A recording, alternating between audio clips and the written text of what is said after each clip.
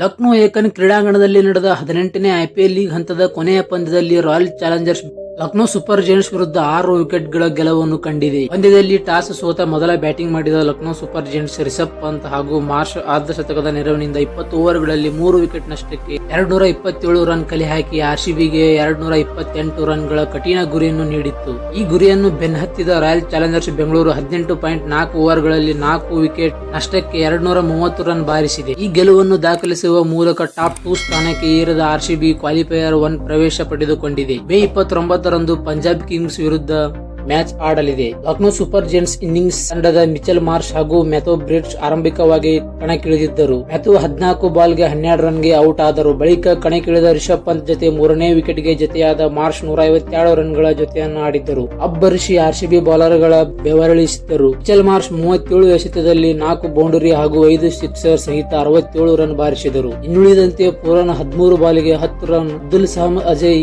1 ಬಾಲಿಗೆ 2 ರನ್ ಗಳಿಸಿದರು. 3ನೇ ಬ್ಯಾಟಿಂಗ್ ಕಣಕ್ಕಿಳಿದು ಅಬ್ಬರಿಸಿದ ರಿಷಬ್ ಪಂತ್ 61 ಎಸೆತದಲ್ಲಿ 11 ಬೌಂಡರಿ ಹಾಗೂ 8 ಸಿಕ್ಸರ್ ಸಹಿತ ಅಜಯ್ 118 ರನ್ ಚಚ್ಚಿದರು. ರಾಯಲ್ ಚಾಲೆಂಜರ್ಸ್ ಬೆಂಗಳೂರು ಪರ ನವಾಬ್ ತುಷಾರ್, ಭುವನೇಶ್ವರ್ ಕುಮಾರ್ ಹಾಗೂ ರೊಮಾರಿಯೋ ಶೆಪರ್ಡ್ ತಲಾ 1 ವಿಕೆಟ್ ಪಡೆದರು. ರಾಯಲ್ ಚಾಲೆಂಜರ್ಸ್ ಬೆಂಗಳೂರು ಇನ್ನಿಂಗ್ಸ್ ತಂಡದ ಪರ ಆರಂಭಿಕವಾಗಿ ಫಿಲ್ ಸಾಲ್ಟ್ ಹಾಗೂ ವಿರಾಟ್ ಕೊಹ್ಲಿ ಕಣಕ್ಕಿಳಿದರು. ಫಿಲ್ ಸಾಲ್ಟ್ 30 ರನ್ 19 ರನ್ ಗಳಿಸಿದರು. ವಿರಾಟ್ ಕೊಹ್ಲಿ 54 ರನ್ 30 ರನ್ ಗಳಿಸಿದರು.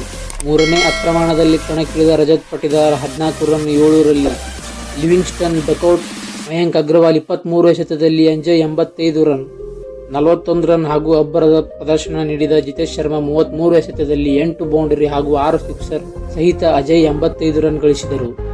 ಲಕ್ನೋ ಸೂಪರ್ ಜೈಂಟ್ಸ್ ಪರ ವಿಲಿಯನ್ ಓಂಕಾರ್ 2 ವಿಕೆಟ್, ಆಕಾಶ್ ಮಹಾರಾಜ್ ಸಿಂಗ್ ಹಾಗೂ ಅವೇಶ್ ಖಾನ್ ತಲಾ 1 ವಿಕೆಟ್ ಪಡೆದರು. ಆರ್ಸಿಬಿ ದಾಖಲೆ ಮೇಲೆ ದಾಖಲೆ ಮುರಿಯುತ್ತಿದೆ. ಈ ಸಲ ಕಪ್ ಹೊಡೆಯುತ್ತದೆ ಇಲ್ಲ ಅಂತ ಕಮೆಂಟ್